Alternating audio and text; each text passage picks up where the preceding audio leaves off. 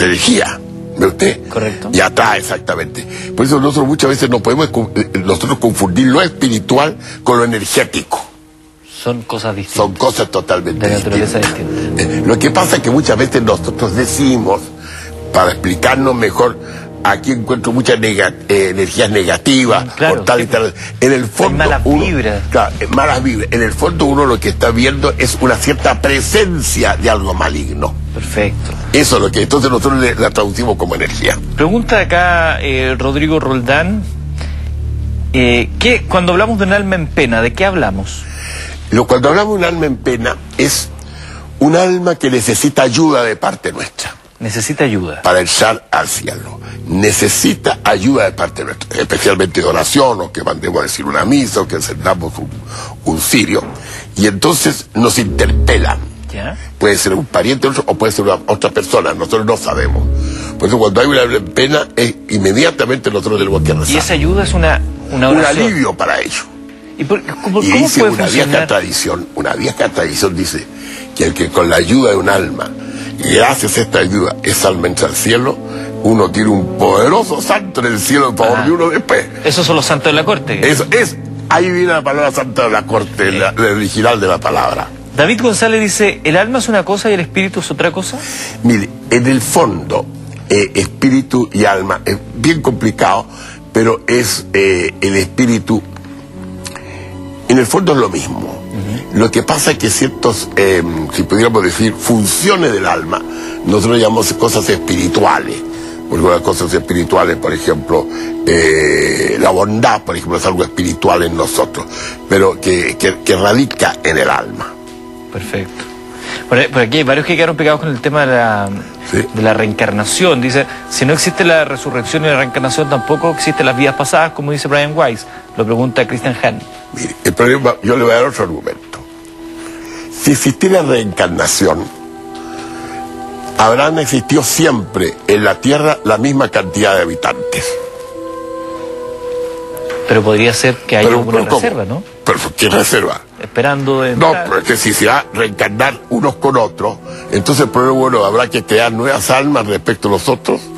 No, el alma es creada por Dios en el momento en que nosotros somos concebidos. Ahí Dios crea el alma.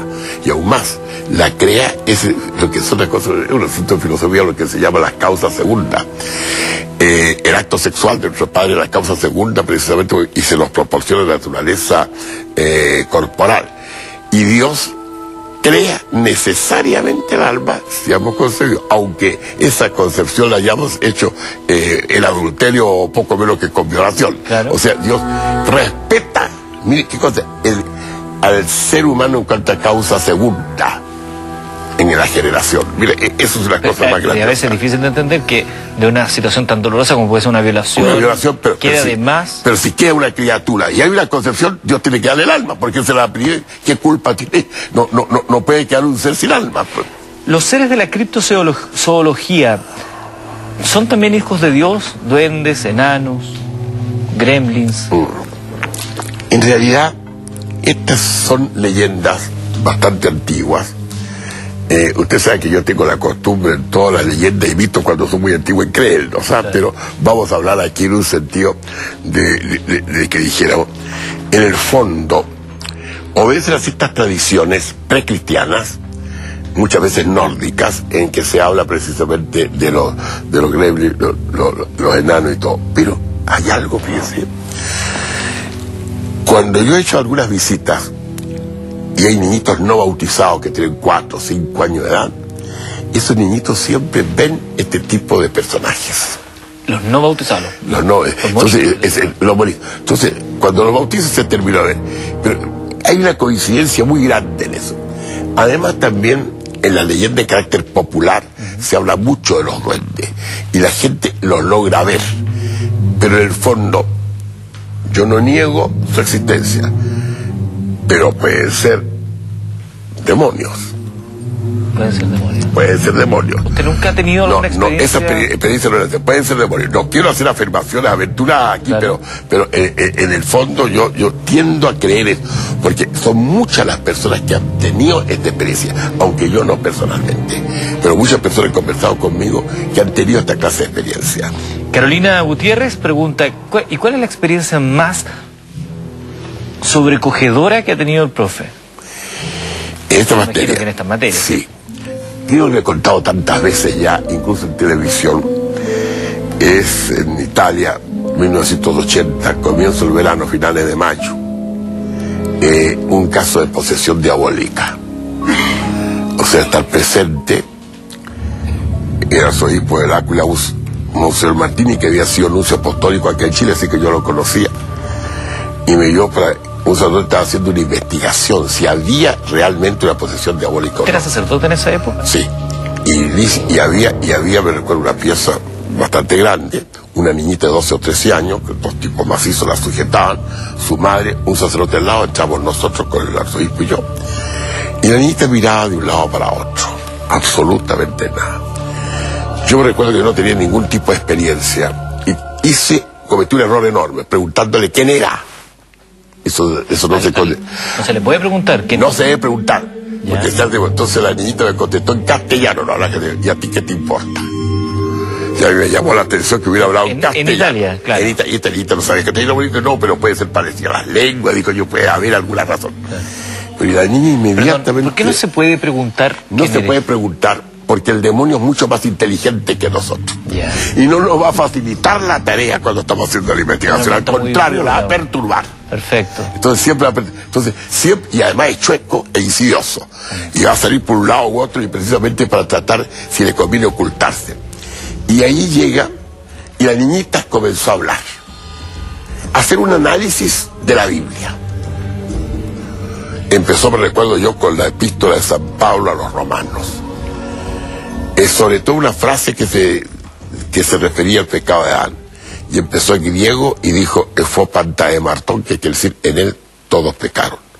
Luego la repitió en latín, inco omne peccaverum, en él todos pecaron. Luego lo dijo en italiano y luego en castellano.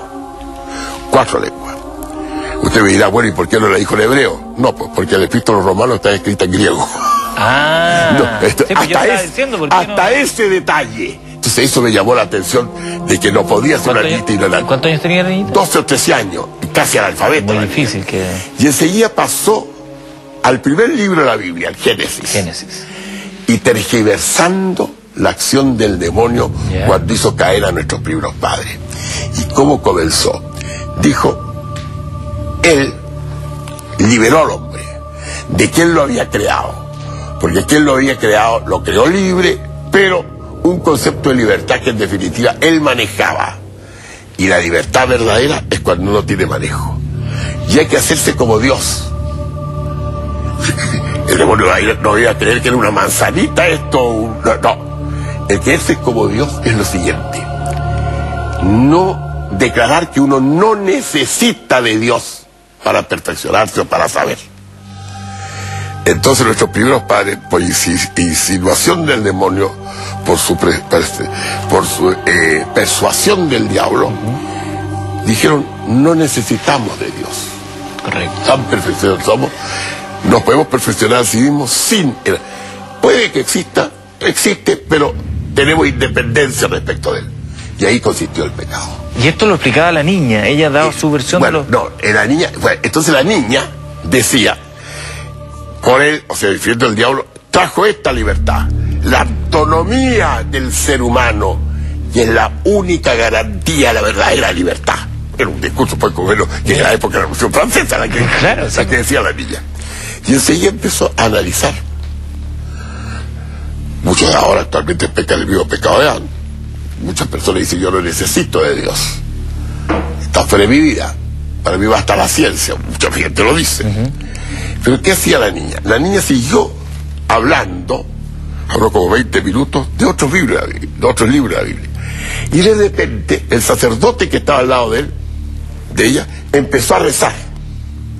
Y rezaba y dijo que el Espíritu Santo había hablado a través de los profetas. Y que los profetas eran hombres elegidos por Dios para transmitir sus mensajes. Y la niña se pone a reír, el que estaba ahí se pone a reír. ¡Ja, ja! Empieza a reír. Hay que estirar las patas así, ¡ja, ja, ja, ja! Decía la niña. ¿Cómo? Pero ¿qué profeta, qué hombre? Si hasta los burros profetizan.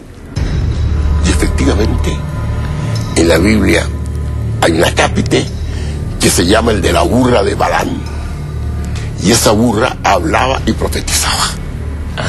¿Quién sigue a saber una cosa claro, así? Muy... Como la niña le dice, esto no puede ser. Y enseguida siguió hablando. Y su perorata duraría alrededor de unas 15 o 20 minutos. Yo dije, aquí ya estos son razones suficientes para declarar que hay una presión diabólica y que hay que hacer exorcismo. Pero el sacerdote que presidía dijo, no, necesitamos más pruebas todavía. Y ahí vino algo totalmente inusitado. La niña comenzó a hacer este movimiento, extendió los brazos y como una oruga se fue subiendo por la pared para arriba. ¿Por la pared? Por la pared. ¿Contra la fuerza de gravedad? Contra la fuerza de gravedad. Y se quedó así, con los ojos en blanco y los pies en la punta, más o menos una cuarta sobre la cabecera de la cama. Yo esta mano derecha mía la pasé por ahí para cerciorarme. Pero un momento, sí. Porque está la cama. Exactamente. La niña se empezó a mover, así, a acomodar. Así. Y como una oruga se fue elevando por el elevando por la pared. ¿Y usted veía eso? Lo veía. Y como que ahí que podía estar engañando de mi sentido, cuando la niña quedó con los pies en punta, a una cuarta más o menos contra la pared.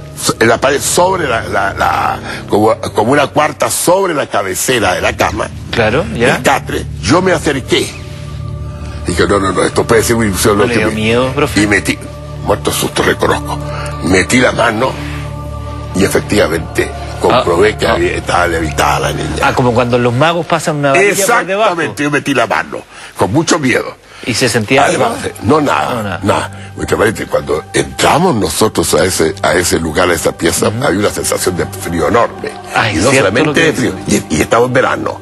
Y no solamente de frío, sino que había un ambiente como que muchos seres estaban presentes. Enrarecidos. Enrarecido. Como un ambiente como viscoso, así como que se podía cortar con una hoja de afeitar, una cosa así. O sea, esa sensación de pesadez. Oiga, profesor. Y yo el olor a azufre lo sentí, pero puede que haya sido cosa psicológica. Claro, uno sabe efectivamente, decretaron que había posesión diabólica, hicieron 2 o 3 sesiones de exorcismo y la niña sanó después totalmente. ¿Y cómo hacen ahí, en esos casos que están ustedes y las otras personas, para que el diablo o el ente que posee este cuerpo no se les meta a ustedes? Ese es un peligro. En una película, ¿se acuerdan de la película El exorcismo? Pasó eso. El misterio es por qué Dios permite esto, y sobre todo en gente inocente. Porque Dios siempre, incluso del mal, saca cosas buenas. En la película El exorcismo, por ejemplo, el fin de la película era que el sacerdote Harald, que había perdido la fe, la recobrara, y la recobró en el último instante de su vida. Cuando el diablo se metió en él y lo tiró por la ventana. No me cuente el final, profe. No había visto la película. Entonces ahí pasó. Entonces el caso pasa eso. Además también, por ejemplo, al final siempre se revela. Ahora, puede poseer un demonio o muchos demonios pueden poseer. Muchos claro, hay casos en tiempo de Jesucristo, por ejemplo, el caso de la legión, o sea, legión son 1000. Claro. Entonces pueden ser muchos, o uno solo. ¿Y cómo eligen a su víctima? ¿Hay un checklist de cosas que...? Dice que eso es muy misterioso. Es muy misterioso cómo eligen a sus víctimas, porque puede ser cualesquiera persona. Yo le he visto que ha habido casos de santos que han sido poseídos por el diablo. Santos. E incluso otros que han sido maltratados por el diablo. El caso del Padre Pío, por ejemplo. El Padre Pío fue maltratado muchas veces por el diablo. ¿Los estigmas? El de los estigmas. Lo tomaban, lo levantaban, lo tiraban al suelo, le pegaban. Ah, perfecto. No es que los estigmas los estigmas en realidad son efectivos, pero usted sabe que el Padre Pío no fue declarado santo por los estigmas, porque la Iglesia actualmente no acepta los estigmas como criterio para canonizar, para declarar santo una persona. El Padre Pío lo lanzaban por los aires. Por los aires, exactamente, caso activo. Con Santa Teresa de Jesús también hubo casos. Aunque Santa Teresa de Jesús siempre era muy inteligente y muy hábil para mofarse un poco del diablo, porque es difícil un diálogo con ella. Santa Teresa lograba tener algunos diálogos. ¿Y las personas pueden empezar a percibir en sí algún tipo de posesión o cuando uno se da cuenta es tan evidente que no? Uno puede percibir en sí. ¿Cómo de ahí por eso que quien hace exorcismos no puede ser cualquier sacerdote para la Iglesia Católica. Tiene que ser un sacerdote designado especialmente por el obispo por su piedad y por su sabiduría. Porque el sacerdote para hacer un exorcismo tiene que empezar a hacer ayuno. Tiene que prepararse con ayuno, con oraciones. Se prepara en menos días. No, prepararse precisamente en penitencia. El ayuno es penitencia. Haciendo ayuno, rezando, doblando las oraciones. Se prepara precisamente porque se van como el soldado se prepara en una campaña de guerra, porque va a tener un enemigo fuerte, y precisamente el peligro está es ese, de que pueda el demonio irse y tomarse el mismo exorcista. Claro. Sí. Ha ocurrido muchas veces, ha ocurrido muchas, y otras veces no pasa nada. ¿Acá en Chile ha habido exorcismos? Sí, aquí en Chile, mire, todo esto, las posesiones diabólicas existen, pero son excepcionalísimas. No hay precisamente no es para cada día. Y aquí en Chile ha habido algunos casos. Ahora, más de los que oficialmente se han contabilizado. Más de lo que se han oficialmente contabilizado. Hay bastante. ¿Por qué? ¿Por qué hay una cifra negra? Y aquí también hay casos, por ejemplo, de exorcismo que realizan no solamente los sacerdotes católicos, también los pastores evangélicos lo realizan. Claro. Exactamente. ¿Por qué hay una cifra negra? ¿Por qué no se transparenta la cantidad de exorcismos? Es que en el fondo el exorcismo es una cosa terrible. Como la posesión diabólica no es terrible. Los gritos, las deprecaciones, porque el sacerdote tiene que... Mire, en Chile, o sea, el manual, si pudiéramos decir, litúrgico de la iglesia actual lo compuso Monseñor Jorge Medina.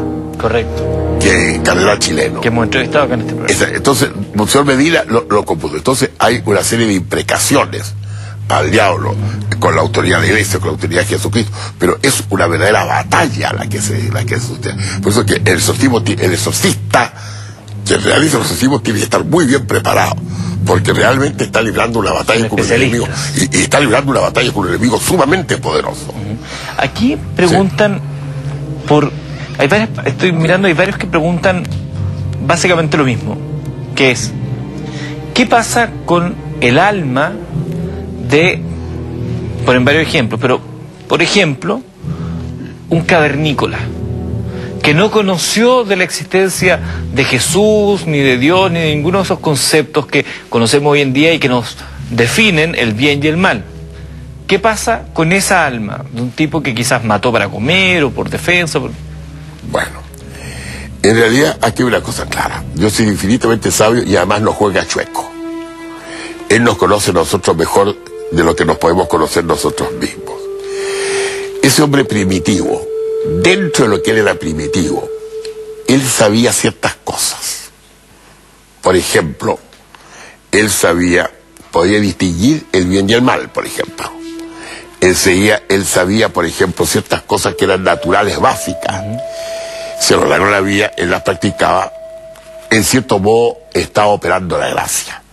En toda actitud nuestra, por ejemplo, en personas que no han conocido a Dios, por lo demás a Dios se va conociendo también naturalmente, porque las culturas más primitivas, por supuesto, que creen en Dios, y Dios, por ejemplo, adora el sol porque da la vida. O sea, en el fondo siempre el mito de la divinidad está presente en la humanidad desde que existe, y es evidente que ellos sabían, por ejemplo, que esa divinidad los protegía y además también se encargaba de que tuviesen una vida correcta.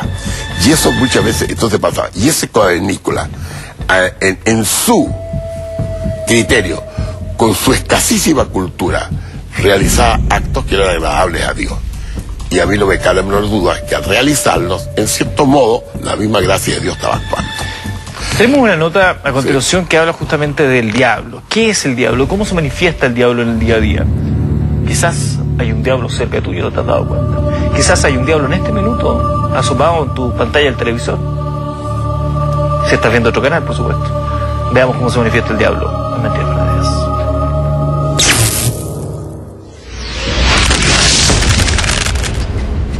El otro día salió una información de que había habido un robo importante en el Banco Central.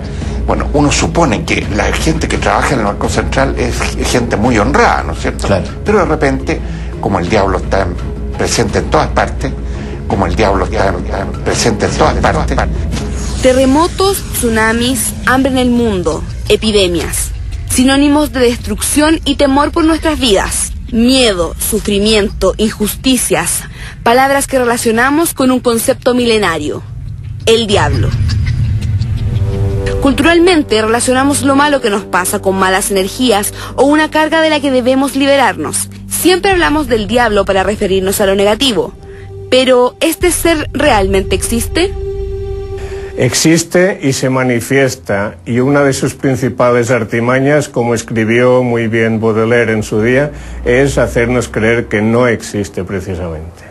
Al diablo le interesa muchísimo hacer su trabajo sin que se note su influencia, sin que se note su presencia. Es mucho más fácil para él trabajar sobre una gran autoridad política, religiosa, organizar guerras, conflictos, problemas de todo tipo y provocar en las personas normales y corrientes, provocar tentaciones de todo tipo, de materiales, de riqueza, de lujo, de sexo, de poder. Casos como el de Caradima dentro de la Iglesia Católica son más que una muestra más que evidente de la influencia del diablo. El diablo se mete donde más daño puede hacer. La existencia del bien y el mal, así como la constante lucha entre ambas fuerzas, siempre ha estado presente en la humanidad. Puede tener diferentes nombres, pero comúnmente relacionamos lo bueno con Dios y lo malo con el diablo. Esta lucha proviene de tiempos inmemoriales. Según la Biblia, Lucifer era el ángel más brillante que había en el cielo, pero sintió celos y pecó de soberbio. Quería ser como Dios. Desde ese día fue expulsado, convirtiéndose en Satanás.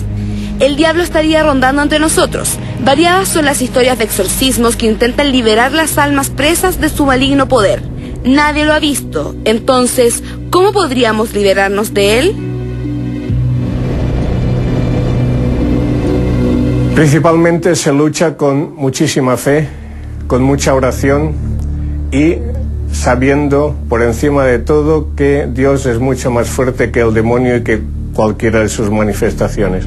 Así como los ángeles son atraídos por el orden, por los perfumes, por la música suave o por el silencio, pero no el silencio, ese silencio espectral, sino más que nada un silencio agradable, el ruido del, qué sé yo, del viento, de los pájaros, pero no un silencio como de catacumba. Asimismo, a los demonios les atrae la pelea, los gritos, la bulla, la música estruendosa, el caos, el desorden, la suciedad y los malos olores. Quizás el diablo solo sea un invento de nuestra cultura para justificar las cosas malas que nos pasan. Quizás el hombre sea su propio diablo que intenta destruirse a sí mismo. Lo cierto es que la maldad existe y debemos estar preparados.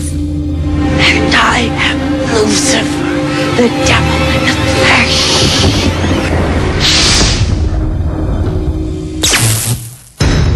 ¡Qué miedo! Bueno, dice que una cosa que habló la señorita ahí es muy curiosa. El diablo rinde culto a lo feo. A lo feo. Estéticamente, al feísmo, a todo aquello que es degradado, precisamente, que es grotesco. Por eso que la Edad Media siempre las gárgolas, todo, representaban la desarmonía, la desincronización de la realidad que tiene que ser hermosa en el arte. Eso es muy corriente. Por eso que a mí no me gusta que ahora, para la Navidad, se le regalan tanto a los niños esos juguetes monstruosos, esos juguetes precisamente degradadores, que son ellos que van degradando la belleza. Claro. Al niño de chico hay que acostumbrarlo a la belleza. Y otra cosa que es importante, que ahí se ha dicho, lo que decía el señor Riera. Efectivamente, Baudelaire y también don Eugenio d'Ors dijeron: la mejor treta que ha inventado en este último tiempo el diablo es convencernos de que no existe. Bueno, él usa la treta que estime conveniente para hacer sus fechorías, Está presente muchas veces y precisamente nadie está libre de las acechanzas. Pero hay una cosa muy importante: la tentación que realiza el diablo no determina nuestra condición de pecadores. El pecado lo cometemos nosotros. Porque si determinara una conducta nuestra, entonces no seríamos libres. Sí, claro. Y entonces no tendríamos no tendríamos ninguna responsabilidad. Entonces, eso es una cosa que es importante. Ahora, en las figuras iconográficas, por ejemplo, los cuadros y todo, hay representaciones del diablo, y mucho. Ahora, respecto de que nadie lo ha visto, sí se ha visto. Se ha visto. Se ha visto, porque uno siempre toma, a veces tú puedes tomar figura humana. Puede tomar figura humana. Hay casos, pero sobre todo en la Edad Media. En la Edad Media, y tiempo después, incluso con las brujas que habían, ellas celebraban lo que se llaman sus aquelarres, que eran verdaderas asambleas que realizaban en los bosques en los tiempos de luna llena, presididos por el diablo, igual como está ahí en esa figura, como macho cabrío. Ah, perfecto. Macho. Entonces ahí se presentaba así. Y ahí a veces mete lo sexual. Entonces el diablo actúa de dos maneras sexualmente. Actúa como incubo, cuando en un acto sexual realiza el papel propio del varón. Perfecto. Y de sucubo, cuando en el acto sexual realiza el papel de mujer. Ah, también lo hace. Claro, para seducir a un hombre. Perfecto. El diablo no puede engendrar. ¿Ya? No puede engendrar. Lo hace solo para tentar.